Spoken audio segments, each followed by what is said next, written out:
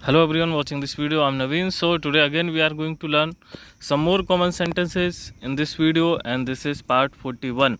Especially I have taken some sentences in this video related to sick of. There is a use in grammar sick of. Sick of का अर्थ है परेशान होना किसी से. तो किस तरह से है हम शुरू करते हैं. मैं तुमसे परेशान हो गया हूँ. I am fed up with you, या I am sick of you, I am tired of you. तीनों में से कोई एक यूज़ कर सकते हैं.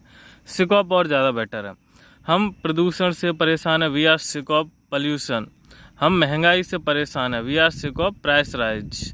हम बढ़ती हुई महंगाई से परेशान है, we are sick of rising dearness. या फिर प्राइस राइज ये भी बोल सकते हैं. तुम किससे परेशान हो, what are you sick of, what are you sick of.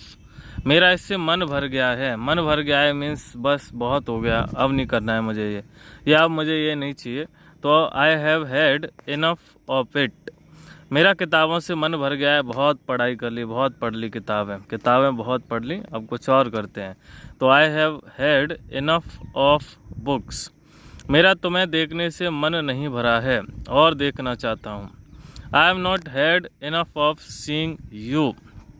Next, क्या तुम्हारा अभी टीवी देखने से मन नहीं भरा है. तो have you not had enough of watching TV. क्या उसका अभी मोबाइल से मन नहीं भरा है, सारा दिन जब देखो मोबाइल ही चलाता रहता है. तो हैज़ इस वजह से क्योंकि हम सिंगुलर पर्सन के बारे में बात कर रहे हैं. Has he not had enough of mobile.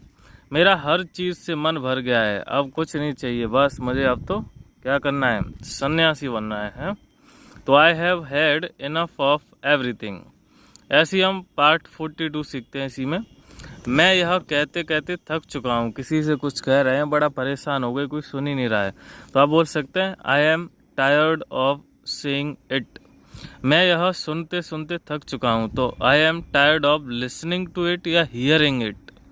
हम यह करते करते थक चुके हैं, कुछ और करते हैं. तो we are tired of doing this. वह सोचते सोचते थक चुका है, कितना सोचेगा बेचारा. तो he is tired of sleep. यहाँ पे सोचते हैं तो थिंकिंग यहाँ पे होना चाहिए. इसे हम चेक सही कर देते हैं. वह सोचते सोचते थक चुका है, he is tired of thinking. मैं खेलते खेलते थक चुका हूँ, I am tired of playing. मैं तुमसे नाराज़ हूँ, I am angry with you. मैं तुम्हारे निर्णय डिसीजन से नाराज़ हूँ, I am angry at your decision.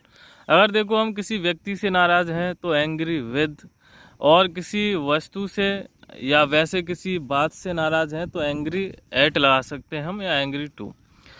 Next, तुम हमसे क्यों नाराज़ हो, क्यों नाराज़ हो. हमने ब्रज भाषा में क्यों नाराज़ हो. Why are you angry with me या अस. ठीक है, मुझसे हो तो क्यों नाराज़ हो, why are you angry with me. हमसे तो अस, विद अस. यह नाराज़गी अच्छी नहीं है, तो this anger is not good. नाराज़गी किस बात की, कुछ ऐसा हुआ ही नहीं है, तो नाराज़गी किस बात की. What's there to be angry, या फिर वॉट्स द एंगर अबाउट.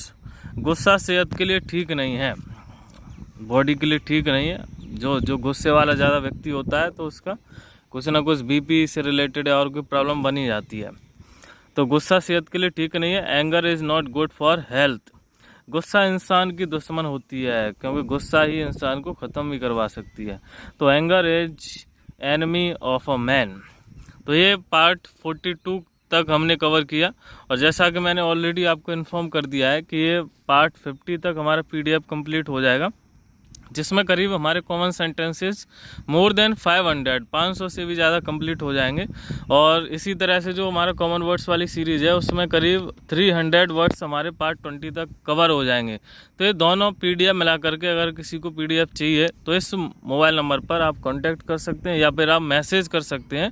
ठीक है, अगर PDF लेना है तो ठीक है, या कमेंट बॉक्स में लिख सकते हैं. हम 2 लोग हैं जो काफ़ी जो है, एक और हमारे साथी हैं टाइपिंग वगैरह ये सब करते हैं, तो उनको भी कुछ ना कुछ मिलना चाहिए. तो इस वजह से हमने हल्का सा कोई चार्ज रखा है, वो आपको बता दिया जाएगा.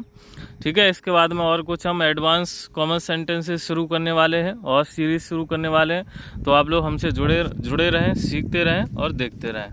Thank you so much. और नेक्स्ट जो 43 है, 44 है, ये पार्ट मैं जल्दी अपलोड करने वाला हूँ. तो आप लोग देखते रहें, सीखते रहें. Keep watching and keep learning. Thank you so much for watching this.